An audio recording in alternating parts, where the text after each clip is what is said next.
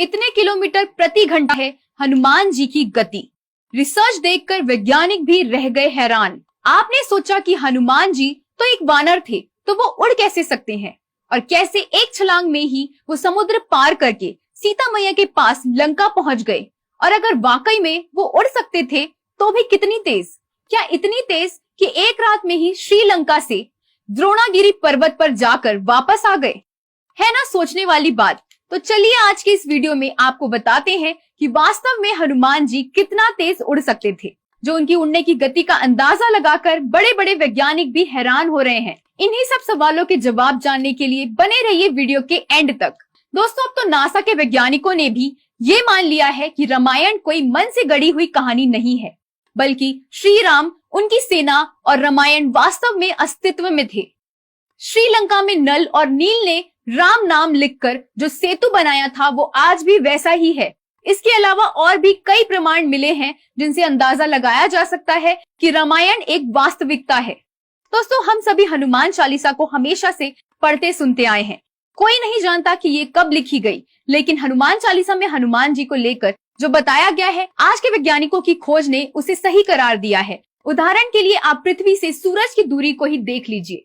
हनुमान चालीसा में लिखा है, जुग सहस्त्र योजन पर भानु, लिल्यो ताहि मधुर फल जानू।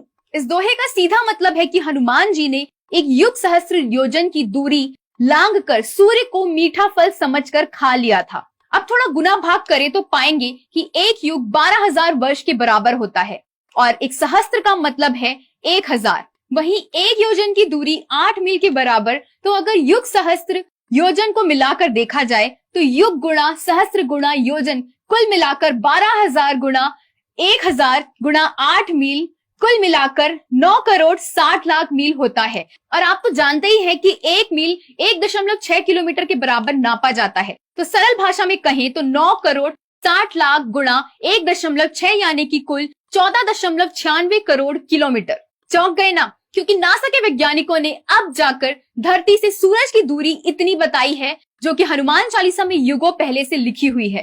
तो अब सोचने वाली बात यह है कि कोई बच्चा आखिर भूख लगने पर इतनी लंबी दूरी तय करके सूरज को निगलने आखिर जा कैसे सकता है, जबकि यह भी कहा जाता है कि सूरज को निगलते ही पूरे ब्रह्मांड में अंधेरा छा गया था।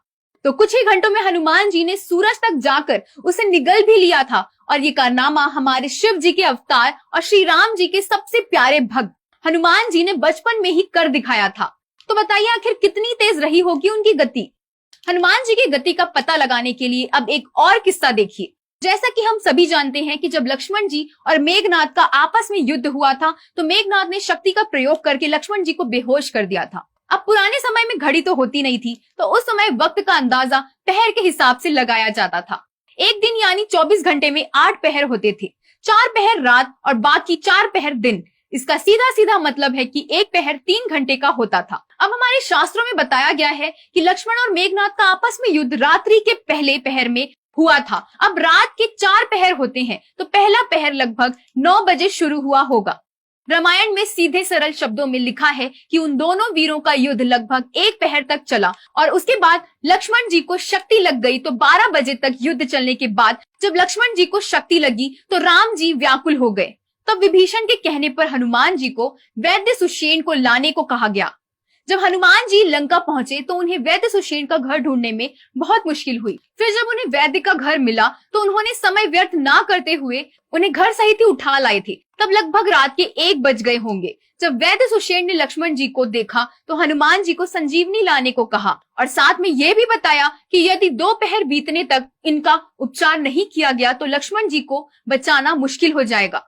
2 पहर मतलब कितना? लगभग सुबह के 6 बजे तक। अब संजीवनी बूटी थी द्रोणागिरी पर्वत पर, और लंका से द्रोणागिरी पर्वत की दूरी लगभग 2500 किलोमीटर है, और हनुमान जी के पास सिर्फ 5 घंटे थे। हनुमान जी तुरंत चल दिए। जब द्रोणागिरी जा रहे थे तो रावण के द्वारा भेजे गए राक्षस कालनेमी ने उन्हें राम नाम के जाप से रास्ते में रोक लिया। कालनेमी का मकसद सिर्फ हनुमान जी का वक्त बर्बाद करना था, ताकि वह सही समय तक संजीवनी लेकर ना पहुंच पाए। दोस्तों, इससे अंदाजा लगाया जा सकता है कि उस समय एक एक पहर की क्या महत्वता रही होगी। फिर काल नेमी ने हनुमान जी को स्नान करने को कहा। वहां हनुमान जी को एक राक्षस मिला जिसका वध करने पर उसने हनुमान जी को काल नेमी की सच्चाई बताई और फिर आकर हनुमान जी ने काल नेमी के साथ युद्ध किया और उसे मुक्ति प्रदान की। तब जाकर वह द्रोणागिरी पर्वत पहुंचे, लेकिन द्रोणागिरी पर्वत जाकर भी हनुमान जी के बहुत ढूंढने पर भी जब उन्हें संजीवनी का पता नहीं लगा तो समय व्यर्थ करने से अच्छा पूरा पर्वत उठाकर लंका जाना उचित समझा। फिर जब वह लंका जाते समय अयोध्या के ऊपर से उड़े तो श्री राम के भाई भरत हनुमान को राक्षस समझकर उन पर बाण साध दिया, जिससे वह मूर्छित होकर राम राम कहकर जमीन पर गिर गए। जब भरत ने हनुमान जी के मुंह से राम राम सुना तो उन्होंने उनका उपचार किया। फिर हनुमान जी ने उन्हें सभी कथा सुनाई और फिर से भरत जी का आशीर्वाद लेकर प्रस्थान किया। लगभग दोपहर बीतने से 1 घंटा पहले ही यानी लगभग सुबह से 5 बजे हनुमान जी द्रोणागिरी पर्वत लेकर वैद्य सुषेण के पास आए और लक्ष्मण जी का उपचार किया गया।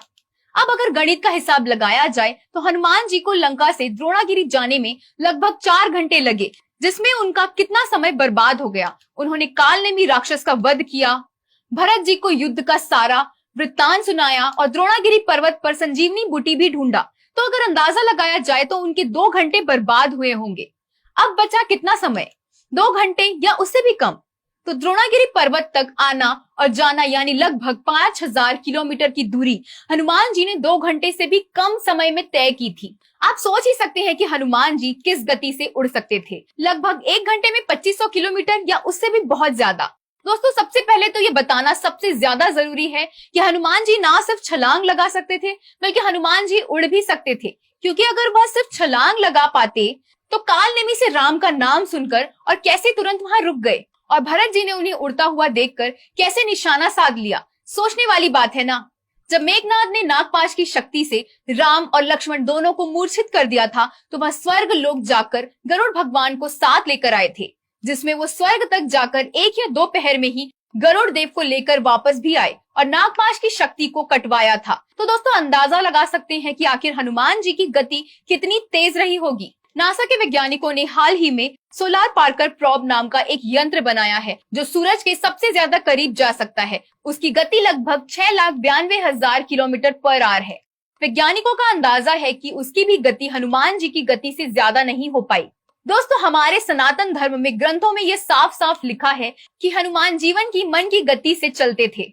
मन की गति पल भर में कई दफा बदलती है, तो जाहिर है हनुमान जी की गति वास्तव में हमारी सोच से भी परे ही थी। हम आपको ये भी बता ही देना चाहते हैं कि हम आपके लिए जो भी जानकारी लेकर आते हैं वो सभी इंटरनेट और हिंदू धर्मों की किताबों पर आधारित होती है। हमारा इसमें कोई हस्तक्षेप नहीं है। हमारा एकमात्र लक्ष्य अपने धर्म से जुड़े कुछ अनसुने किस्सों को आम जनता तक पहुंचाना है। किसी भी धर्म या जाति की भावनाओं को ठेस पहुंचाने का हमारा कोई इरादा नहीं होता। धन्यवाद।